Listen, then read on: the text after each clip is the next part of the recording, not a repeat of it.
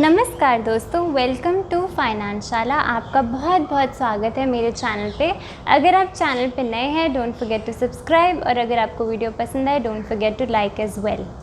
तो चलिए चलते हैं आज के टॉपिक की तरफ। आज का टॉपिक बहुत इंटरेस्टिंग है। इंटरेस्टिंग क्यों है? क्योंकि आज मैं जो एक म्यूचुअल फ़ंड है उसकी ख़ास डिस्कशन करने वाली हूँ। हो सकता है ये म्यूचुअल फ़ंड आपको पता हो सकता है कि आपने इसमें एसआईपी करी हो या लमसम आपका हुआ रखा हो इस म्यूचुअल फ़ंड में। लेकिन क्योंकि मैंने इस म्यूचुअल फ़ंड को कवर नहीं किया है, इसलिए मैं आपके सामने लेके आई हूँ। चलिए चलते हैं डिटेल्ड एनालिसिस की तरफ कि ये जो म्यूचुअल फ़ंड है ये क्या करता है, इसका निवेश कहाँ है, थोड़ी सी इन्फॉर्मेशन इसके बारे में जान लेते हैं। कौन सा म्यूचुअल फ़ंड है जो आज हम डिस्कस करने वाले हैं? उसका नाम है Motilal Oswal large and mid cap.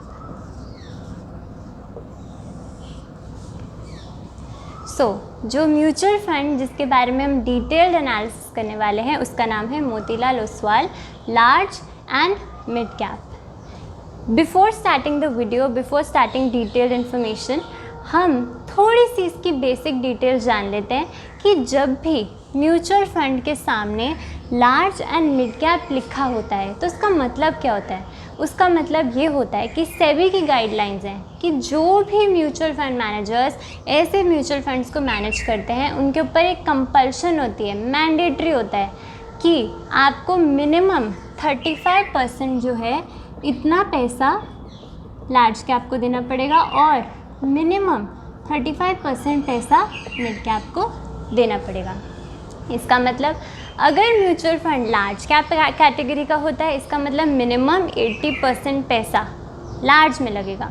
अगर mutual fund mid cap category का होता है तो मिनिमम 65% पैसा उसमें लगेगा। लेकिन अगर mutual fund large and mid cap दोनों वर्ड उसमें लिखे होते हैं इसका मतलब मिनिमम 35% ईच दोनों जगह की कंपनीज में लगेगा। लार्ज एंड मिड कैप दोनों ही जगह इतना निवेश होना ही चाहिए म्यूचुअल फंड का। तो जान लिया हमने थोड़ी सी इन्फॉर्मेशन कि जब भी म्यूचुअल फंड्स के सामने लार्ज एंड मिड कैप लिखा होता है तो उसका क्या मतलब होता है। जब भी आप कहीं भी पैसा लगाएं म्यूचुअल फंड में तो एटलीस्ट उस म्यूचुअल फंड का नेचर तो जानें कि वो म्यूचुअल फंड कैसा टाइप का, हाइब्रिड क्या होता है, फ्लेक्सी क्या होता है, लार्ज एंड मिड साथ में लिखा हो तो उसका मतलब क्या होता है। सिर्फ लार्ज लिखा है, सिर्फ मिड लिखा है तो उसका मतलब क्या है, ये आपको पता होना चाहिए। कुछ बेसिक बातें हैं। चलिए शुरू करते हैं कि ये म्यूचुअल फंड किस साइज़ का है, एक्सपेंस रेशो और भी ऐसी इंफॉर्मेशन। इसका जो फंड साइज़ है वो है 4036 करोड़। बहुत बड़ा फंड साइज़ नहीं है जी।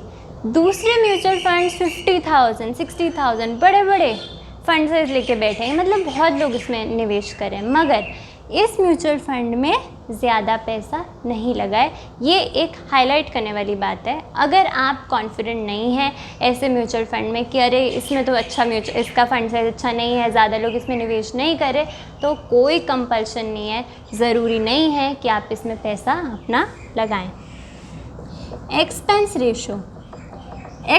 रेशो इसका 0.5% है जो कि काफ़ी कम है अगर मैं दूसरे म्यूचुअल फंड से कंपेयर करूं तो।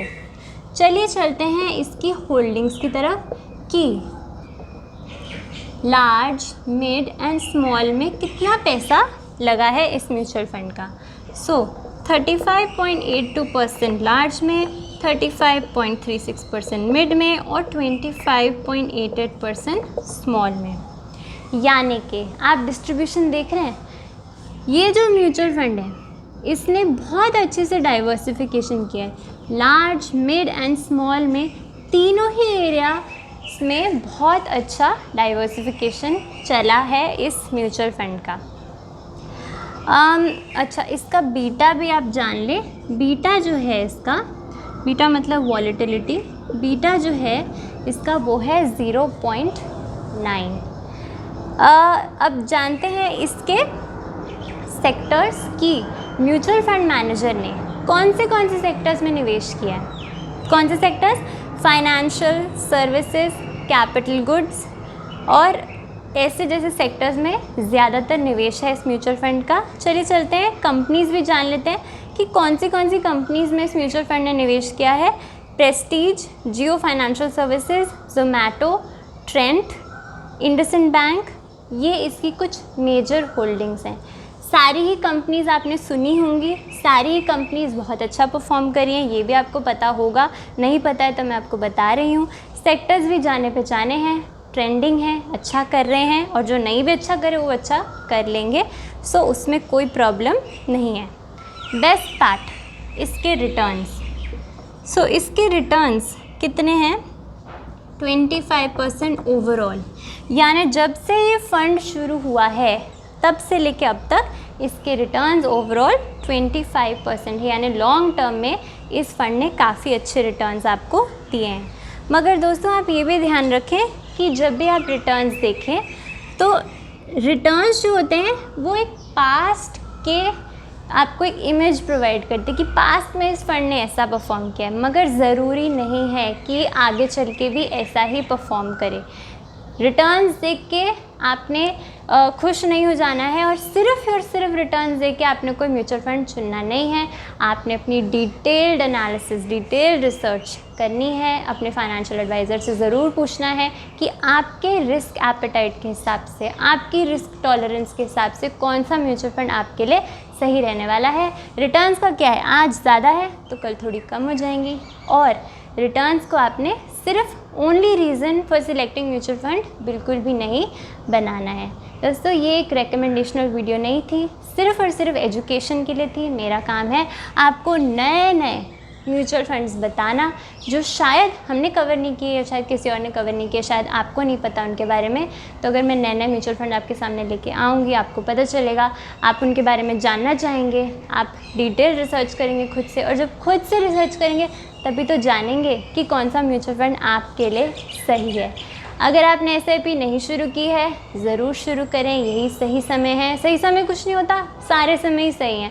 आप जब भी मार्केट में पैसा लगाएंगे आपका पैसा बढ़ेगा ही बढ़ेगा इन द लॉन्ग टर्म के हिसाब से चलेंगे तो आपका पैसा बिल्कुल नहीं टूटेगा। कितना पैसा लगाना चाहिए मार्केट में, इसके लिए भी एक डिटेल वीडियो आगे आ रही है कि आपको कितना पैसा लगाना चाहिए।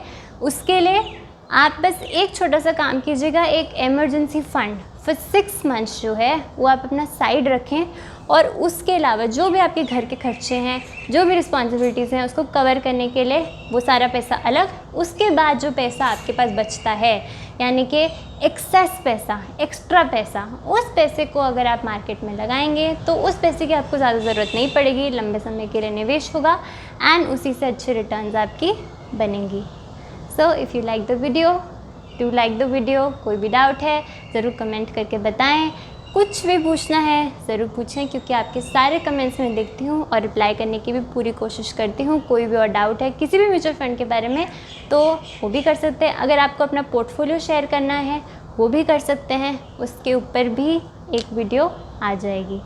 सो अगर आपको वीडियो पसंद आई बहुत अच्छा, and thank you so much for watching. Bye.